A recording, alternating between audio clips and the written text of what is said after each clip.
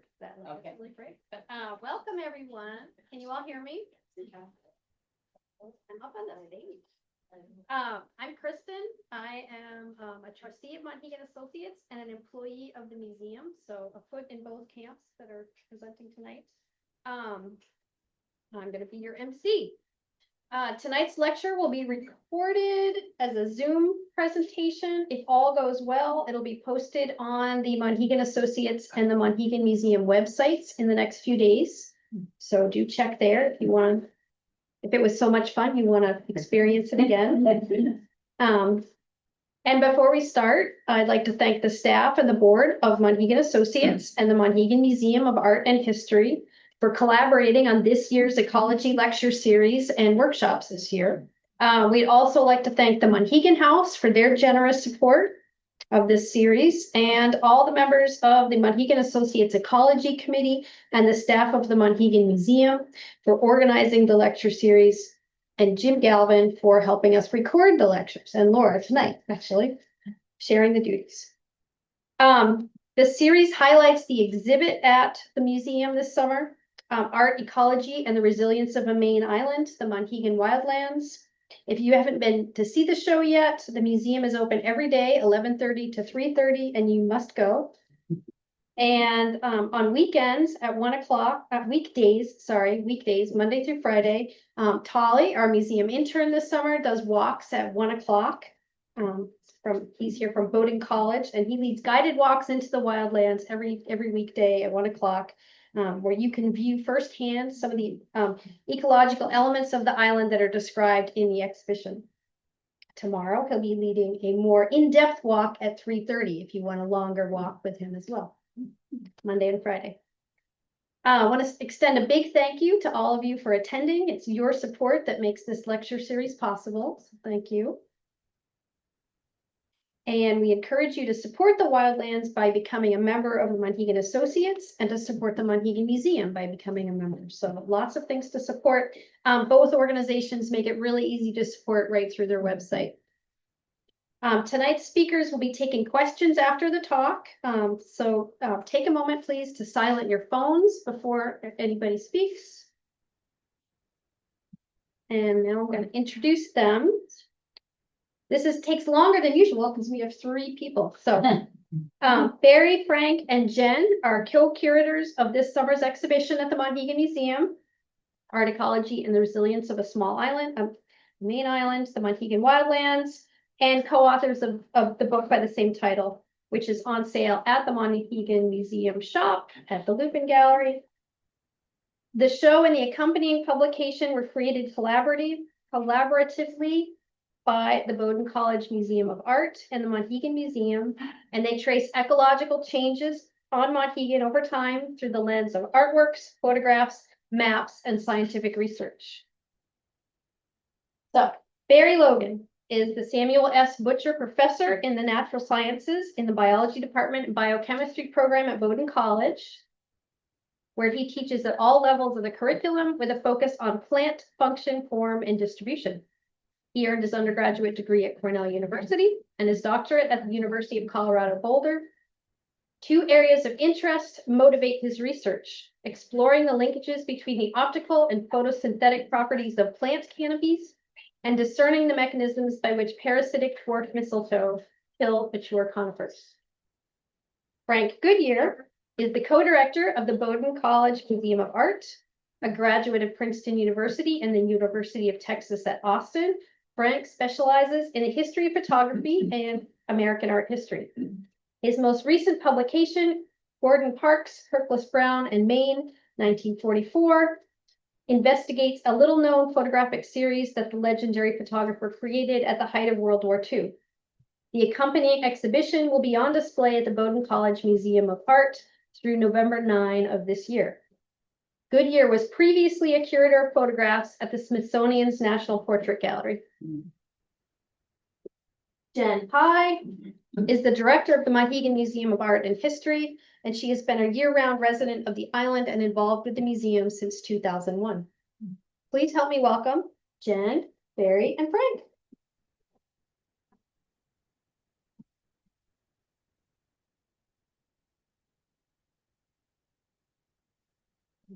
And Laura's going to help us get her slideshow going, and that'll take just a minute. And thank you all for coming. I'm honored to be here with Frank and Barry and to talk about this exhibit that we worked together to curate and is currently on display at the museum. Who here has not seen the exhibit?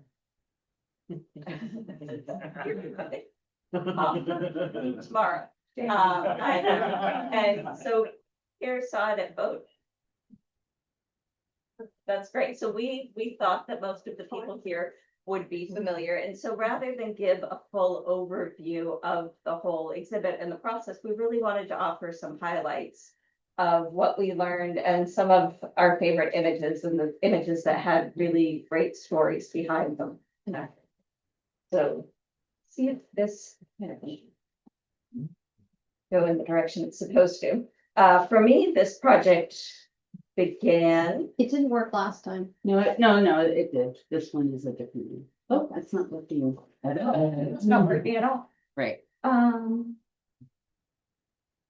There we go. Now try your. There. So for me, this project began in 2019 when Glenn Burdick, who was then president of the Monhegan Associates, came into the office at the museum to introduce me to Barry Logan, who had an idea for an exhibit based on a project he'd been working on. And so I'd love it if you could tell us more about that. Sure. Yeah, thanks, Jen. I'm really pleased to have you all here. I hope that we hear from you along the way here. I'm interested in your input, your observations, and your questions. As Jen had said, Jen and I met in 2019, I guess, at Glenn Burdick's encouragement. He walked me up the hill, and we started talking about our relationship to wildland ecology and its history. For me, the project proper, I guess, was born around 2016 when I became aware of this painting here, which is Rockwell Kent's Young Spruces. And this is a 1950s era painting from the islands. That was a moment, 2016, when I was following up on some work we had done in 2014. Myself, a collaborator, Jarrett Revlin, a friend of mine from Bowdoin, and then a Bowdoin student, John DeVilliers, had been studying white spruce trees that were infected with dwarf mistletoe. And we'd categorized trees based upon the severity of their infection and therefore then the impacts of that infection on the trees. And we were in the process of writing that up for submission. And I thought, I'll come back out to the island and we'll take a look 2 years later at our trees and see how they're doing. And it shook me, I will admit, to see tagged trees that were living 2 years prior with our aluminum tags that were dead then in 2016. That was the point of my visit, to document mortality. And trees come and go, they live their lives and they die. I'm not generally very sentimental about such matters. But these were our trees and they had our tags, like they had personalities. I could tell you something about their photosynthetic properties. And that was different for me. And that was the moment then that I became aware of this painting of Rockwell Kent's. And if you look 1950s, those spruce, maybe something between 12 and 20 years old. And if you project forward then to 2014, these trees are about the age of mortality for dwarf mistletoe infected white spruce on the island. That is, I could have been studying the trees that Rockwell Kent depicted many decades prior. Now, of course, the likelihood of that is really, really low. It's actually zero because we're on the other side of the island. We do all our work on Pebble Beach, but nonetheless, you get the idea. And it just set me on a path then of thinking about the relationship between the work that we were doing, what I was growing to understand about the history of the island and its dynamics, and the artistic traditions out here on the island. And so this for me was a really important starting point. It lived in my head for a couple of years until Jen and I and Frank joined the project and really made it what it is today. And indeed, it was really 6 years ago.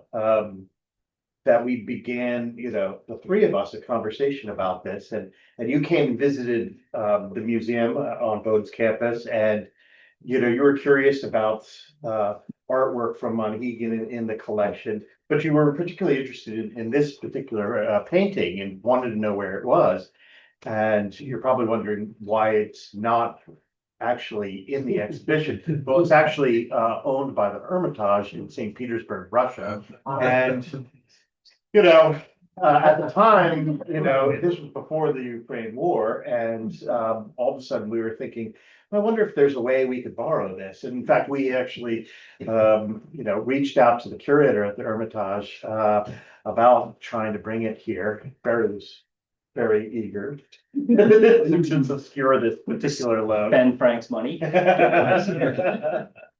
But it became not possible. But fortunately, the curator at the Hermitage did, ultimately send us a high-res reproduction of it.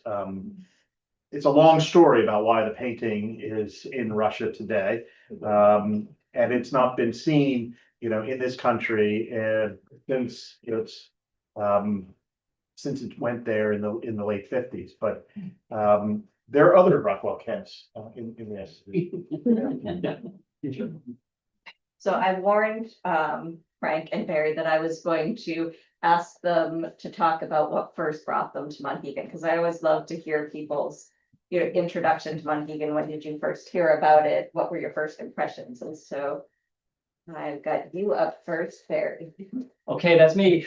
That's 33-year-old me, maybe. On a winter visit that we made to collect tissues to do some genetic work that ran down a blind alley for reasons that we could talk about after the talk if you like. But not my first visit, but near to my first visit to the island. I took an interest in dwarf mistletoe. That's the parasitic plant that you see the brown dark projections out of that white spruce. Thank you, Polly, for this terrific image of an infected white spruce tree. I'm a plant physiologist. I study stress. Most of what I had done when I came to Maine to take a job at Bowdoin College was about what we would describe as abiotic stresses. So light intensities and soil nutrients and wintertime cold temperatures. And I thought, well, let's add a biotic stress, a living stressor to that array of work. And this I was aware of, began to do some work up and down the coast of Maine, but finding it difficult to land secure field sites that wouldn't then find themselves with a summer home on them in a coming growing season. We've done some work out on South Fort Island where we'd had permission to work on private land, but somebody built a house on it from one season to the next. That was quite a surprise when I drove out there with students to census our trees. And I reached out to Bill Livingston. Is that a familiar name to some here? He's familiar with the island. He's been here quite a lot. He's a real friend of Monhegan Island and the Monhegan Associates. Wrote an essay in our catalog, is a forester at the University of Maine, who's done work on dwarf mistletoe. And I went up to visit him, and he had suggested, go out to Monhegan Island. They're ecologically friendly. They'll support your research. You'll find dwarf mistletoe in abundance out on the island, on both white spruce and red spruce. And so that's really what prompted me to come out here. I had no other context for the island. And frankly, for the first dozen or so years that we came, we would generally march straight through the village and up into the wildlands.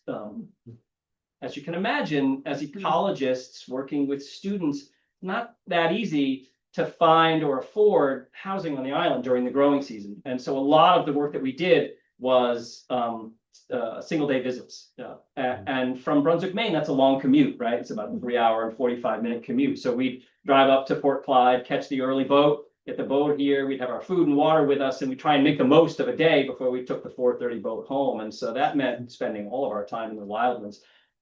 Even out there, you can't escape the easels and the painters, and certainly Lupin Gallery is a stop as you make your way through. So I had a slow growing awareness in those early days. But what really brought me out here was a very interesting biotic interaction in your forest that we study to this day. So same question for Frank. So I first learned about Monhegan when I was about 12 years old. Growing up in Philadelphia,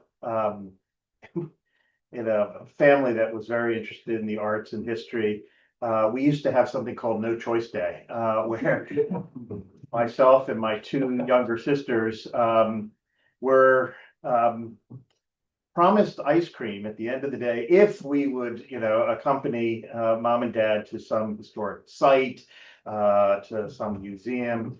And I remember we took the train particular one of these trips up to New York City. And it's the first time I'd been in New York City, first time I'd ever been to the Met. And my father used to play the game where, each of the children had to, identify a painting that, we would quote, take home with us. And then at dinner that evening, we would, explain why we would take that picture home.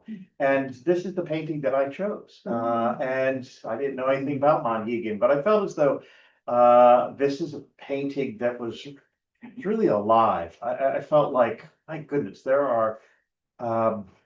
there's something really remarkable happening here. And of course, it's painted in such a lively manner that it's just someplace that I really wanted, to visit. Flash forward, literally 40 years. And my wife and I are invited to join the staff at Bowdoin College. And literally our first long weekend was getting on the ferry and coming out here to explore this place. And I remember making the fatal mistake out of such excitement for being there that it was a fairly windy, rough sea day, and the boat was quite full. But Anna was like, "Yeah, let's go up to the very front of the boat, and so we can see everything that is unfold." And of course, when we arrived at the wharf here, we're completely soaked. Went into the Barnacle, bought my Monhegan souvenir T-shirt, and so that's my first exposure to the place. And again, it was Kent who sort of provided the entry point, but as an art historian, I've come to appreciate the incredible history of artists, photographers who have been working at this place. So, And you still play that game. I still play that game. You were talking about which painting you would take home today. So Barry and Frank warned me that they were gonna turn this back on me, which a lot of you already know my Monhegan story. I first came to Monhegan in 1996 as a summer worker. I was finishing up art school and I'd never been here. I was aware of the island and I knew it was a destination for artists. I seem to have kind of missed the part about where it was people who painted landscapes, not plumbing fixtures. But anyway, I also, I was quite young, just finishing college, and also didn't listen to Bob Burton, who was the former owner of the Island Inn, and he warned me, come, enjoy your summer, come back for a second summer, but don't come back for a third summer, or you'll never leave. And so it's been 29 years since that summer. So now. Now, I would love for Frank to talk a little bit about these panoramas and the most recent is 2023. So I think the joy of working on projects like this is the opportunity to partner with people who have great knowledge, expertise, unique perspectives on particular subject matters. I think this is one of the joys of working in museums, is to be part of conversations about interesting issues. It was, Barry who first came, to the museum and said, I'd love to tell you about my research, and showed me his PowerPoint. And, immediately I was like, my goodness, there are things that you were telling me that I knew nothing about, but that changed the way in which I started to look at artworks that were long familiar to me. And so one of the joys of working on this particular project is that, for a relatively small place, we have, had, I don't know, about 9 or 10 different partners who have joined us, contributing to the catalog, creating unique works of art. And I think many of you have had an opportunity to meet Across Shep, who a New York-based photographer who's in the midst of a 15-year-long project documenting the islands of New York City. There are more than 40 islands in New York City. Who knew? Well, Accra is going to each of those islands and making a new set of photographs of that particular place.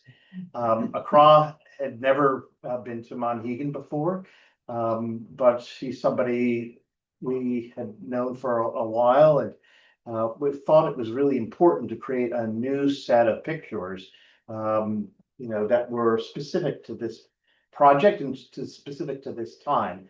And so Accra made 4 or 5 visits.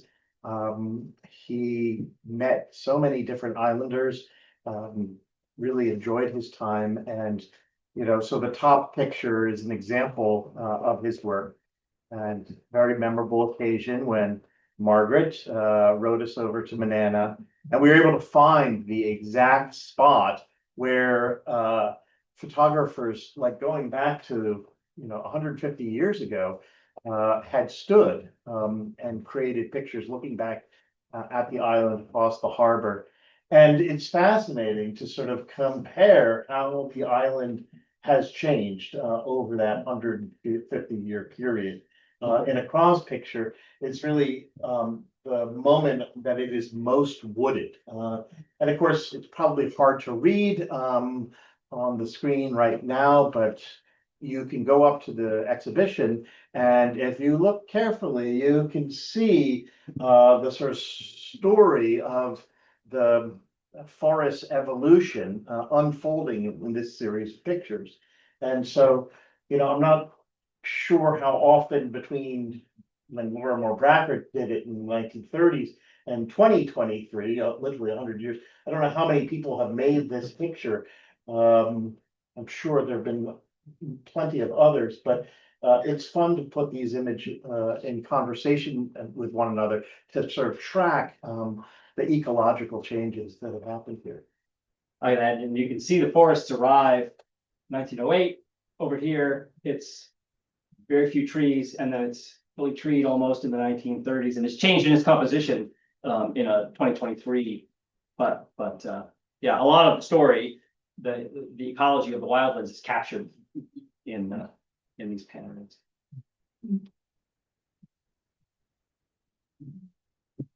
Want to talk about sheep? Sure. Yeah. There's at least a century-long history of sheep on Monhegan Island. This we know. A large swath of what is now the wildlands was cleared to make way for pasture land.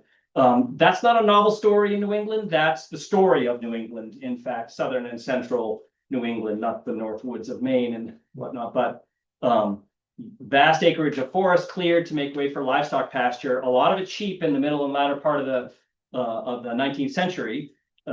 And then rapid abandonment, sudden abandonment of much of that pasture that happened on Monhegan Island as well, such that there were no free roaming sheep on the islands into the turn of the 20th century. And so the forests that we now enjoy in the wildlands on the perimeter of what had been pasture, they are that old. They're no more than about 130 years old. Which stands in stark contrast then with the island's interior forests, which are ancient forests, and we'll talk a little bit about that as we go. And so, to have an artist like Triscuit represent that so beautifully here to help us to tell the story in the exhibition, that's just really special, and special for me in the intrinsically Monhegan way that I came to know of this painting. I boarded a ferry off season, I guess it was April or May, to work with the school we did a little work coring trees and aging out trees a couple of years ago with the Monhegan School. And I was on the ferry with a guy named Oliver and his children, and we struck up a conversation and talked a little bit about this project. And Oliver said, "Oh, my mom would love to meet you. You should come up." I said, "Well, have your visit." He goes, "No, come up before dinner." And so I came up to Fiona True's house and had a cocktail, and we talked a little bit further about this project. "Sounds really interesting." Fiona said, "I bet you'd be interested in this painting." She took me to a back bedroom in the house, and this is hanging on the wall. You gotta be kidding me. Would you loan that? And so here it is. Thank you again. And that's an only on Monhegan story of many.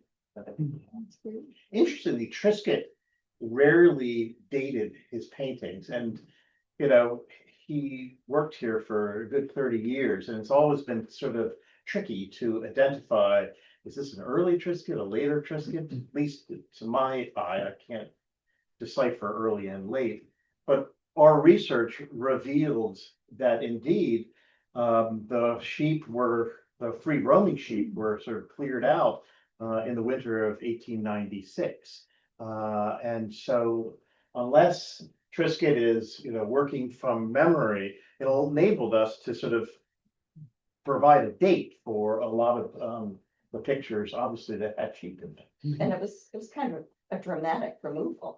It was a dramatic removal because the SPCA, Society for the Prevention of Cruelty of Animals, basically became very concerned about the treatment of sheep on Monhegan, as well as in other sort of coastal communities, felt as though they had been largely abandoned and not well treated. And ultimately, there was a court case in which a couple of the families who ran sheep, were ordered to either abandon this enterprise or start building structures and feeding the sheep in some way. And at this point, the market for wool was greatly depressed. A tariff story, which we won't go into.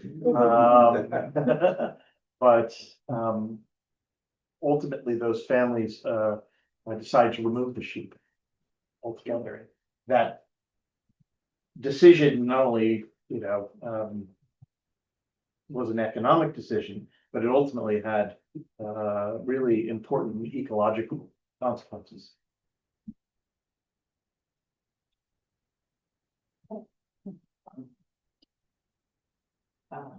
Bird pools, bird's eye view. You had Well,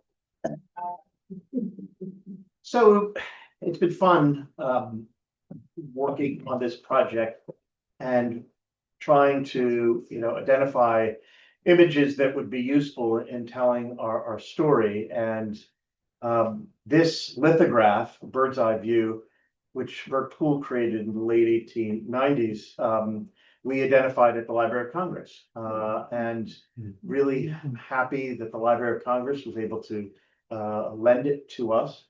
Obviously, it's an imaginary bird's eye view. There's no aeroplane or drones at this particular point. But Poole, I think, did understand the perimeter forest, and it's well, I think, articulated here. The Library of Congress wouldn't permit this work on paper, very fragile work on paper that can only really be out on view for 6 months at a time. They wouldn't allow it to travel any further, and we were going to miss. heard about it and good. Or we can just cancel. We don't need a speaker. No. And so apparently these were made by subscription, that they didn't just print one of them. And so she said, you know somebody who has this. And she just asked, she just said, who has this? It was at a presentation. We're looking for this. And by the end of the day, somebody came forward and said, I've got that hanging in my house on Monhegan. You should go check. And so we're able to have it on Monhegan too.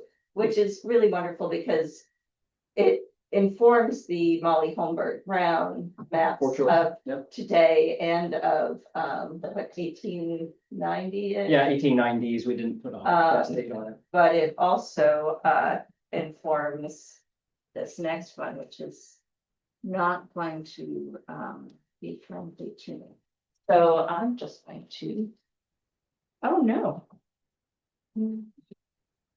Well. So we can actually, no, there we go. So it also informs this really amusing work. I don't know if you can read it from there, but it's a Frederick Doris Steele with apologies to Bert Poole, called Beautiful Monhegan 1908. And I think we all kind of feel this way as we enter August. And, you know, people felt that way over 100 years ago. And so they've got the Whitehead Amusement Park and Manana Shore Lots, and the artists are lining every surface on the edge of Manana. What is the Cathedral Woods Band concerts daily? So it's just kind of nice to see that some things don't change. We sell that as a postcard at the store. All right, and this is a favorite of Frank's and also a really great story. So the Monhegan I knew as a young kid or a student in graduate school was islet characterized by the dramatic headland cliffs on the eastern side of the island, the really vibrant maritime community that worked these waters.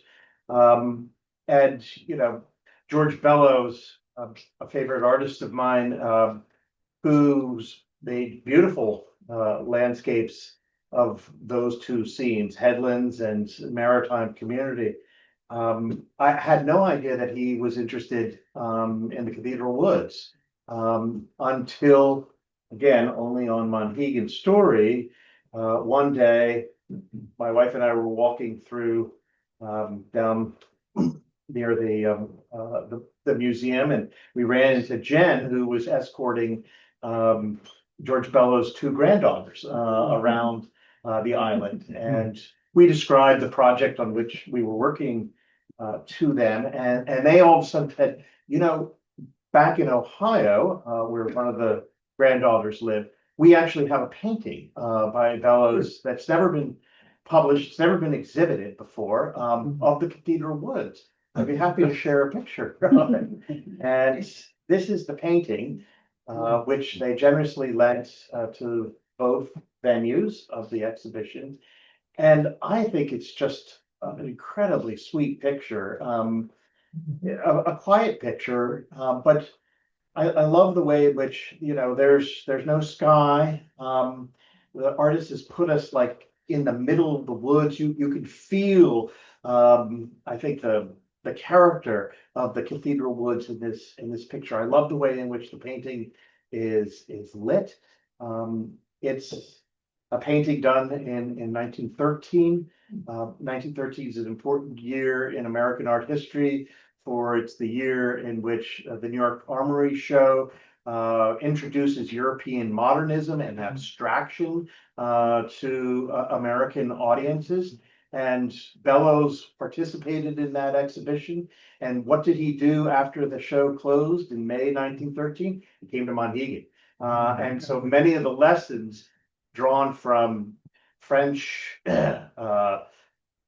European painters, you know, all of a sudden he began to experiment with new ideas of, you know, aesthetic design.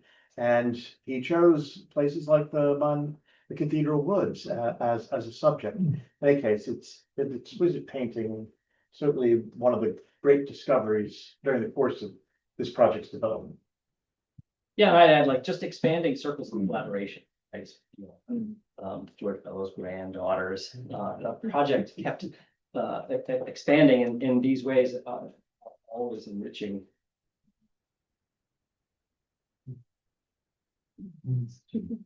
I could talk a little bit about this. This is a tent that is held by the Bowdoin College Museum of Art, and really rich with an ecological history of its own.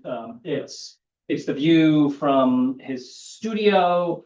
When you look, I can point here. This is going to work for when you look at the credit for it, it's got 2 dates, and the 2 dates indicate that this is a painting that was first created in 1907. During the early days of Rockwell Kent's time on Monhegan Island. He took a break from Monhegan Island for some sustained period before returning in the late 1940s and into the 1950s. And a good deal of research indicates that he reclaimed this painting to make modifications of it in the 1950s. Can you guess at what the modification might have been? Painted in the spruce hedge in the 1950s, and it's iconic, right? In its ability to tell that ecological story of the island. He wouldn't have been inspired to paint in such a hedge in 1907 because it didn't exist on the island. Like that's the forest returning on abandoned pasture land, even here on the backside of the meadow, just below his. So. And there are ecological stories to be told with so many of the works that we chose to exhibit in the two exhibitions. But this addition to the painting had always puzzled art historians. Why go and do this? Was he trying to create sort of a tighter frame? By inserting this little grove in the foreground. Why would he do this? And it was really only in the research and conversations with Newberry and other ecologists that we realized that there are very real changes that are happening in the 40-odd years between when he started it and when he ultimately finished it.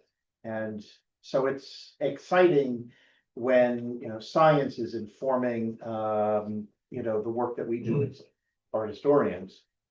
I think there's a little bit of obviously art that is also, I think, enable scientists to better understand the dynamism of the forest ecology here on the island too. So it's a really nice back and forth. Yeah, to be sure, and I'd add that there's a whole subdiscipline of studies of historical ecology and land use history and its impacts on present day ecologies. And people who work in that field use all sorts of really fascinating and interesting and maybe unexpected sources of data. They're looking at tax maps and what they would describe as witness trees that served as property boundaries down through the ages. And I hope that our work here on the exhibition helps to foreground fine art as another source of data that could be used by historical ecologists to understand place in time. This one's one I chose. So this is a map that is actually from the Osher Map Library, and it was done by Phyllis Chadwick in 1940. And Phyllis Chadwick was born, she was raised on Monhegan. She was born in 1918. So she was maybe 22 years old when she did this. And what I love about it is that it's right before she moved to the mainland. It's on the brink of the Second World War, but it's telling the story of what she thinks is important about this place where she grew up. The things she thought were important to include, there's tennis courts and there's the radio tower on Manana. There's lobsters everywhere. There's even a spruce tree out on Whitehead. Every single structure is a little black square, right down to the Bud Cottage out on Burnt Head. You can see that was still, that had been constructed. And Edison had that removed in 1956. But you also see that there are, I think, 4 different artists scattered around the headlands. And the Balmy Days coming in and another ferry. And there's even a little vessel out there over on the left-hand side, sailing. And the other piece that I found really interesting is those are the trails before the Monhegan Associates. So that's what existed before they were officially maintained.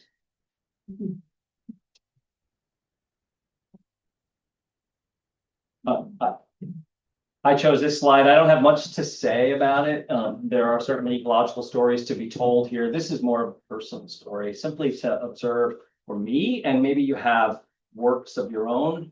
You can relate to this, that, through the development of this project, right up until the exhibition appeared first at Bowdoin College, a lot of my experience with this art was on a laptop. I hadn't seen it firsthand. And so you're reviewing works and reflecting on the story we're trying to tell, and space, and making decisions about what to include. And these, we chose to include Celia Alberts and Andrew Winter, beautiful paintings. And then the day arrived where these were to be installed at Bowdoin, and they were still on the floor, on a quilt, leaning against the wall gently, but I got to see them firsthand. And it took my breath away. Like, these two, many of the works did, some are grand in scale and all are extraordinary in their own way, but these were the two that I thought, like, oh my word, I'm so glad I get to see this in person, because the laptop doesn't do them justice. The coloration of Andrew Winter's sky there, you have to see it to believe it. It's up the hill, go see it. You can see it again. And then the Alberts is just captivating in ways that, like, what is it that your father said? Like, the one you get to take home? Like, That's right. That's the one I would take. Yeah. And so I just wanted to share that, and maybe give you an opportunity to reflect on what that piece is for you. And you can tell us as we wind towards the end of the conversation. I'll just pause also with the Andrew Winter. It hardly comes out in the reproduction here, but if you look at the actual painting, you will see some person dressed in sort of a red jacket, holding what appears to be a rifle, walking through the sort of snowy landscape. And when you realize that this is a painting created in the depths of World War II, when there were civil patrols out on the headlands, looking out, into the Gulf of Maine for enemy naval activity, all of a sudden this painting becomes more than just a beautiful sunset and the wooded headlands of Monhegan Island. It has incredible history story to tell. And, as we delve deeper into Maine during the height of World War II, we came to realize there was very real anxiety throughout the state, a possible, naval invasion that could happen here. And communities all along the coast set up watch stations and civic groups that would regularly keep an eye on the coast.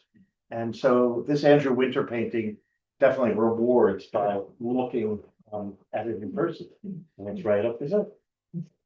And it really does look like that from Lighthouse Hill and Sunset. I'll offer a few thoughts on these images here. Lessons learned through the project and gratitude.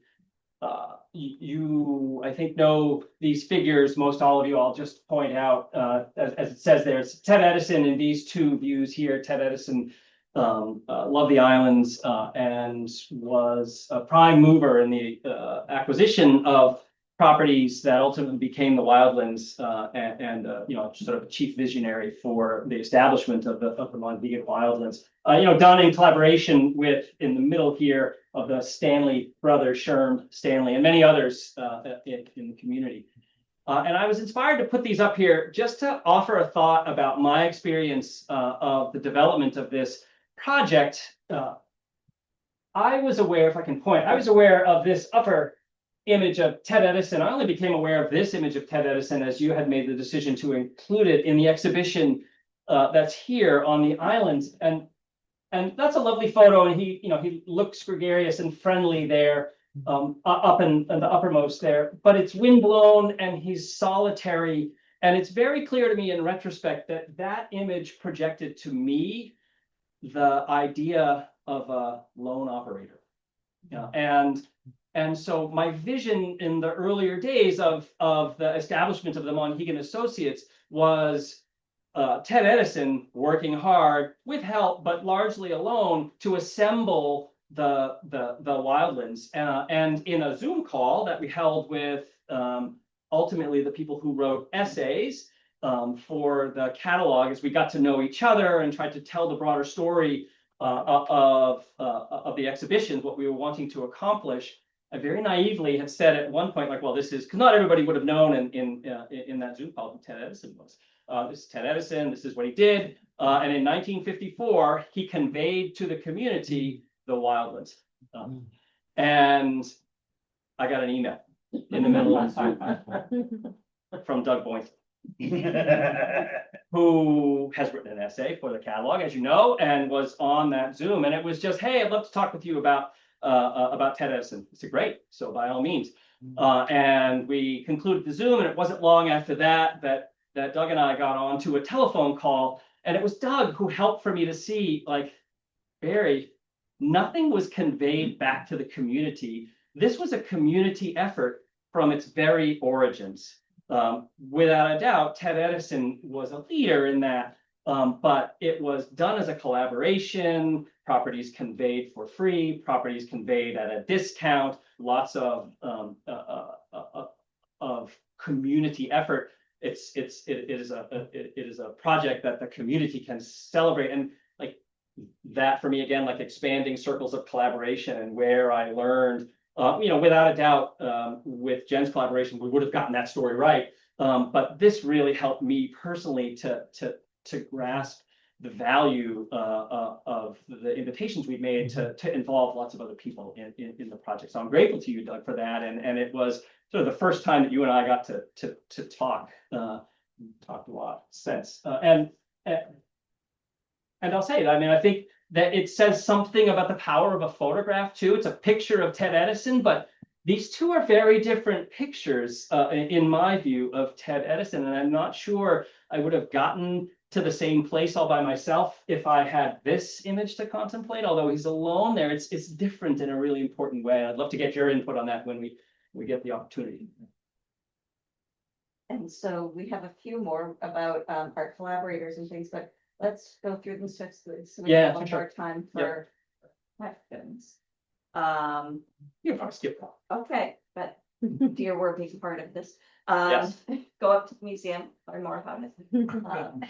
Barbara Putnam. Yeah, I'll just point out Barbara Putnam, who created these, a living artist, and not in the exhibition, but a presence on the islands, and a dear friend and collaborator on this project. This is block prints, woodcuts that she created to represent a witch's broom in Spruce Street. And so done for the exhibition, she's created 15 or 16 of these. They're all extraordinary and quite arresting. Thanks also in part to artist residency out here on the island. Right. So, Yes, she spent a month here. yeah. Right, yeah, and she will be coming back September 11th. Correct. To do a workshop, so have a chance to get to know her better. Yeah, and I'll add, she's a career art teacher too, not just an extraordinary artist, and so she's quite skilled. That workshop in mind. A Kroshep who it was a delight to work with. I credit you, Frank, with the idea of including a contemporary photographer and that it be a Kroshep, a person that I knew too, and he's just done a wonderful job, as Jen had observed along the way too. I think part of what Accra brought to this is the absence of a sentimental connection to this island. He didn't know this place, and so he came here and saw it through his eyes and tried to represent it. And I think he did so in some really powerful ways. I could talk for another hour about this image. I won't, but I love this. It's up in the exhibition. I think you could direct your gaze at any element, vegetation, the rocks, and every element tells a story of the history of this part of the island. This is secondary forest. And yeah, if you want to know more, we can talk about that.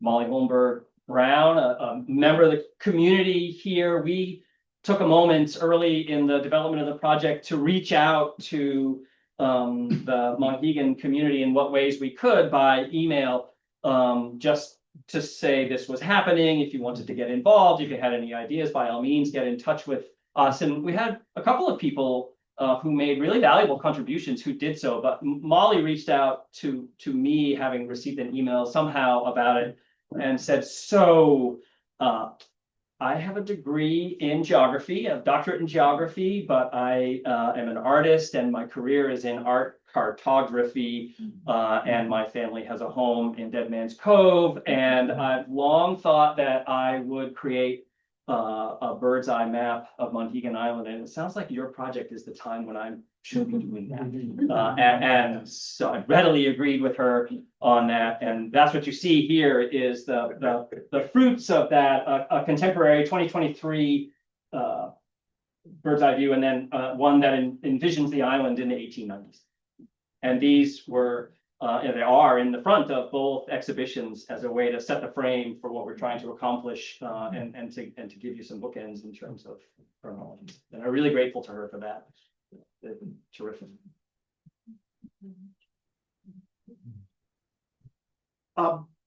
Just wanted to give a shout out to the more than half dozen students who worked on this project. Bowdoin College Museum of Art is an academic museum, and every project that we do has student involvement. And so one of our early student interns accompanied Barry and me up to Augusta, where we went through the photographic collections at the Maine State Historical Commission, and found some of these wonderful early Triscuit photographs of the headlands with sheep in them. But really, during the 5 years that this project was under development, students played an active role at every stage. Yeah, so you are hosting Tolly. He's in the back. Hi, Tolly. You have hosted Bowdoin summer interns, Murph Firo, Sam Stevenson over the years of this exhibition.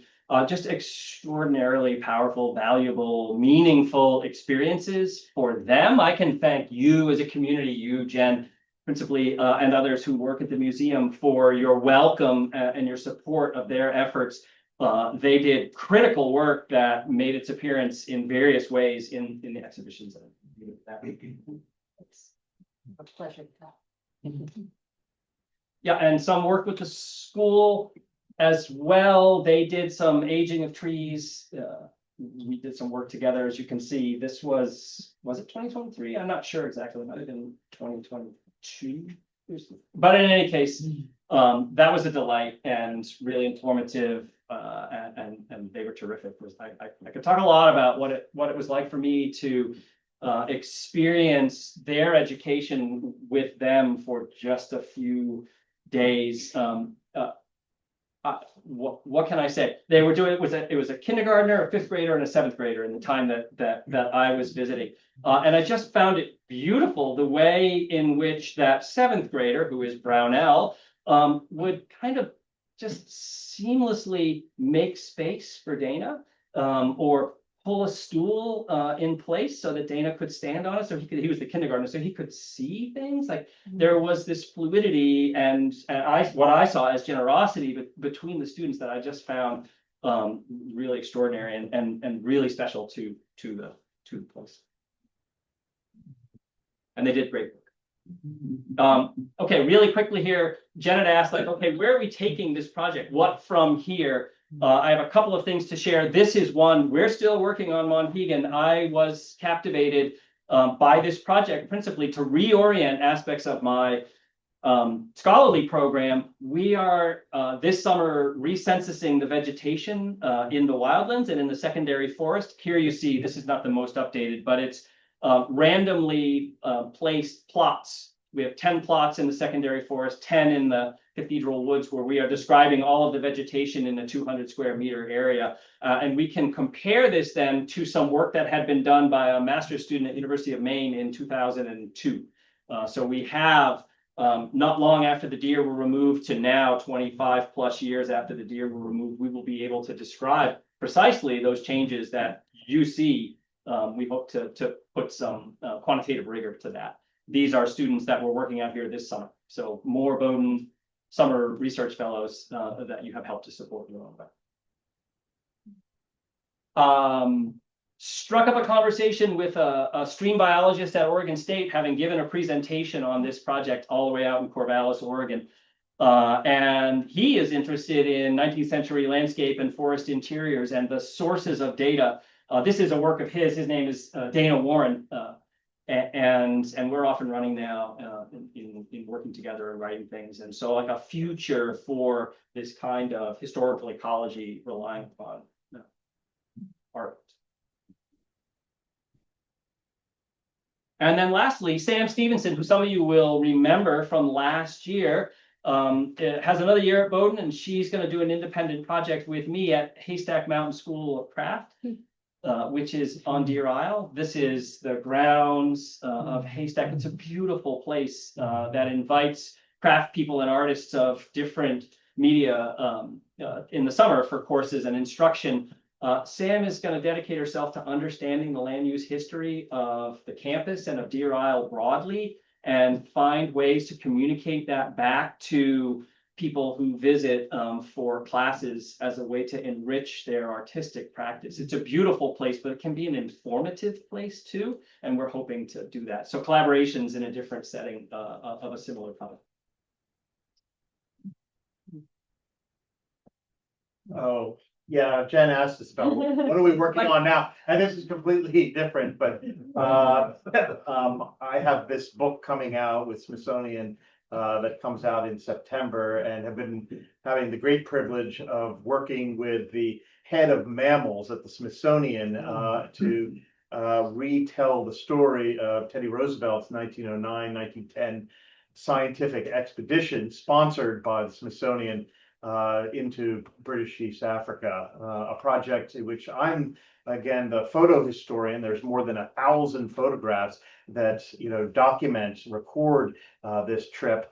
And he, the curator of mammals, is helping me to understand exactly where Roosevelt was going, and the specimens that he was collecting that now form the foundational collection of the National Museum of Natural History in Washington. But that's not anything to do with this. Well, it's about collaboration. It's about Have that collaboration. remaining part of it. All right. Yeah. All right, and these are some of the many institutions and people that helped us bring all this together. Some of you. Yeah.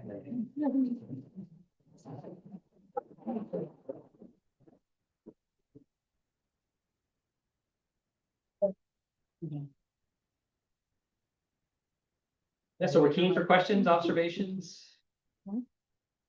Yeah. Thank you for a really, really wonderful talk. Quick question. I mean, this is a fascinating field of historical ecology, and to use art as a data medium. And certainly that Rockwell Kent painting that in fact has one foot into decades is a great sort of case in point. In your own work, have you ever encountered instances where artists may not always have the same, shall we say, scientific fidelity to their subjects, or sort of Absolutely. Although, yeah, of course, flights of the imagination, romantic traces are all about these pictures for sure. But in general, I would say that the artists were fairly reliable recorders of the observed world. I think it was important for them to, quote, get it right. And so their talents in describing through paint are quite exquisite. Yes, we can certainly point to any number of pictures in which it's like, no. But somebody like a Rockwell Kent, and even as dramatic as those pictures are, and how, the lighting and the color just knocks your socks off. he was somebody who was very sensitive to the rhythms of nature. Which will be a subject for a future exhibition. Yeah, I'd add, Jay Conaway, a painter of this island from the middle of the 20th century, painted, blackhead treeless in the 1950s. Yeah, wasn't treeless in the 50s. What was that all about, right? So, but like some of the very roots of the artistic traditions on this island are treeless headlands painted in the first century or the first decade of the 20th century by luminaries like Rockwell Kent and Edward Hopper. So I think Jay Conaway was placing his work in, this is me speaking, like placing his work in conversation with theirs, and we have some understanding of why he might have done that in the context of lots of other art. My friend and colleague Dana Warren at Oregon State has argued that, at least with 19th century landscape and forest interiors, the preparatory sketches that artists created are actually especially accurate. And so where there might have been adaptations for one reason or another, it often comes from the sketch to the final work. So if one can partner with scholars who can help you get to the sketches, that can often be more reliable data. And the last thing I'd say is that historically, ecologists are using shaky data of every kind, right? And so it's true, right? And so if the art has its shakiness, that's okay, because that's what that field works with. It works with data sets that are incomplete, data sets that were created for a different purpose, lots of other complexities, and this is one that's added in there, but certainly one that one has to be keenly aware of and careful for. Other thoughts or questions?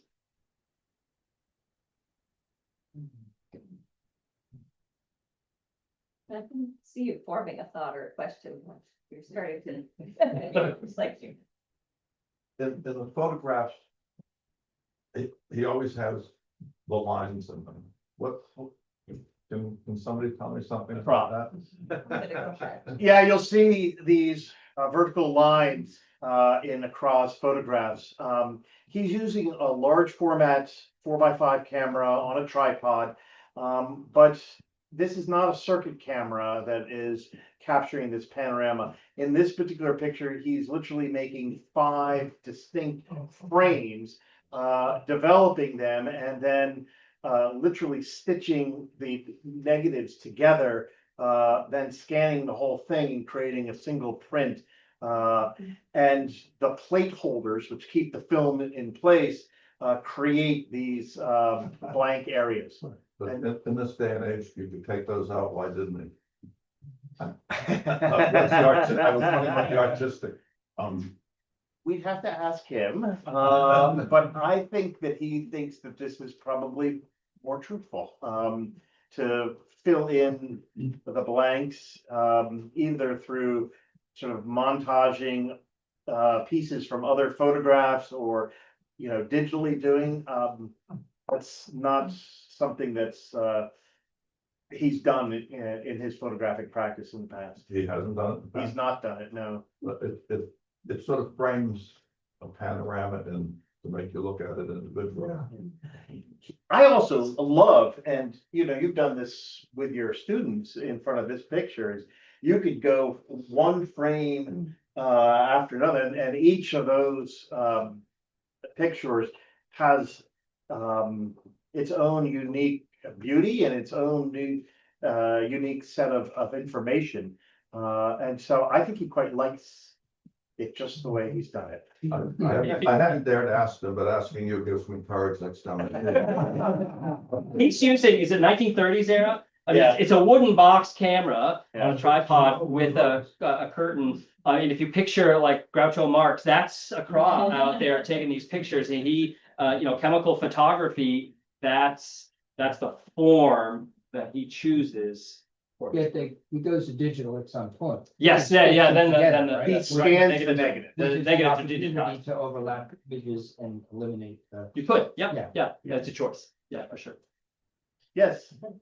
One question, you mentioned a few times, that the bare rocks that we see today, a lot of them anyway, are the result of erosion of some kind of a level of original soil. Is there any way to tell from evidence of some kind how much soil was lost? One question, and then is there hope for it to build back up over time? There absolutely is hope for it to build back up over time. And I hope to share the fruits of that in 10,000 years. To review this, yeah, but in all seriousness, right? Like the whole of soil in New England was scraped clear 20,000 years ago at the peak of the last ice age, right? And that that snow that led to that ice age was falling to the north, and it was the weight of that snow that then pushed ice south. If you could picture like a peanut butter and fluff sandwich, you squeezed it like that and go out to the side. That's the ice front that then was like a snow plow that pushed everything to form Cape Cod, right, and parts of Long Island. And then when the snow and ice melted out 12,000 years ago, that's time zero for the soil rebuilding on this island. It's time zero really for the soil rebuilding across New England. The soils were thin to begin with, and then you clear the forest on a slope, and you're going to lose some. And we have some good evidence for that. It's not my data, but work of a woman scientist from the 1980s, I think, Logan, who did some explorations of the peat layer at the very top of the meadow, and could date the layers of it, and you can see where the sediment content of that increases, and it's precisely at the moment that we understand that the forest had been cleared. So, so there is some good circumstantial there, at least, support for that erosion. And I think you see more exposed rock in that secondary forest than you do in Cathedral Woods, and that's not just because Cathedral Woods is a little flatter. Gary, you had said that each section of this panorama has its own story, and I wondered if you could just walk us through that. Sure. So this is secondary forest. Thanks. I'll use these in class either. I'm going to mismanage it. So this is a spreading juniper there. Juniper tends to grow in heavily grazed pasture land, right? Because the grazing will expose bare ground, and juniper is unpalatable, so deer won't eat it. So where you see juniper growing in New England, you should be thinking old, heavily grazed pasture, and that's probably true here too. This is a white spruce that has been killed by dwarf mistletoe. Beside it here is a red spruce that is making its way, migrating. I mean, that tree is not migrating, but the red spruce are migrating out from Cathedral Woods out into the secondary forest. They're reestablishing Cathedral Woods in that land. There are birches and maples here of substantial size. There were no such trees 25 years ago. Others agree? I mean, is that consistent with your experience of this place, that these trees have been released by the removal of the browsing pressure represented by the deer on the island? So the deer come off the island in 1997-ish, and now these trees are establishing. This is what we're studying today. Bear Rock, we talked a little bit about that. And then this is probably Northern Bay berry, and there's a largely native shrubby layer on the island. I have pictures. I didn't even know what I was taking pictures of in 2003 when we arrived, but it's all blackberry and raspberry out there. And those are thorny plants that can resist some deer browsing. And so that legacy of deer browsing carried into my first arrival. And here you've got, in the absence of that browsing pressure, some native vegetation coming back. So, I'd make the point that there's been a lot of anguish and deep thought about introduced plants, plants of concern, how to deal with certain plants here.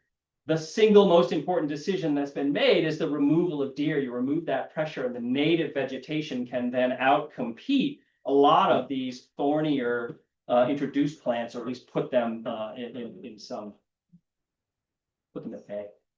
So there you go. That's yeah. Please. I'm visiting from a mountain community where there's a large contingency of birds and a really amazing bioecological group that would be really, really interested in this work. would the best way to introduce them to it would be through the book and perhaps like the exhibition you're doing for us right now. I was in recording on Zoom. I would love to be able to potentially connect that museum and artist group with them together. I've been thinking about this for 2 years, and then seeing this presentation, going on the hike, and just really falling in love with this work that you're doing, and seeing how the plants just recreate this beautiful environment. I hadn't thought about it in that way before, and it's anyway, so. So please, yeah, I mean, I think you've got great ideas for how to put us together, and just put us in touch. Yeah, by all means. Well, Chris knows how to find me. I mean, I will say, you know, people say, my goodness, haven't we figured out all there is to say about 19th century American landscape painting of the Hudson River School? You know, yes, there's been, 100 years of scholarship, on that series of pictures. Don't we have it all figured out by this point? What is there to say? And yet, it's because of conversations with new communities of scholars like scientists that all of a sudden we're breathing new life into these pictures. And so nobody's really ever looked deeply at the scientific stories that are happening in those 19th century wooded landscapes. And so what's happening in this project is obviously specific to here, but it's a story that could be told, throughout the Northeast, throughout the United States. It's a global phenomenon. So this turn to sort of environmental art history is definitely a wonderful new initiative in my field. Yeah. But that's actually a really good place to end things, but I was going to just move us one forward to look at the cover of the book with Edward Hopper showing a dwarf mistletoe infected. Sure. Killed. Right. Yeah, so what do you see, right? We've got a house payment, right? That's a white spruce tree along the shoreline that shows all the indicators that have been killed by dwarves. And that's 1916-ish, right? So lots of ecology. I think I have one concluding thought, and that is the lesson that I have drawn from this project, not only the power of collaboration, but that, nature is very sensitive. That the decisions that humans make will have profound impacts of what's happening on the land. And yet at the same time, this story also tells me how resilient nature is, that if wise policies are followed, nature can thrive, it can recover from, disturbances that you saw in the late 19th century. And so, I hope that this exhibition, is an inspiration for continuing the work of thinking about and properly stewarding these lands we hold so dear. Yes.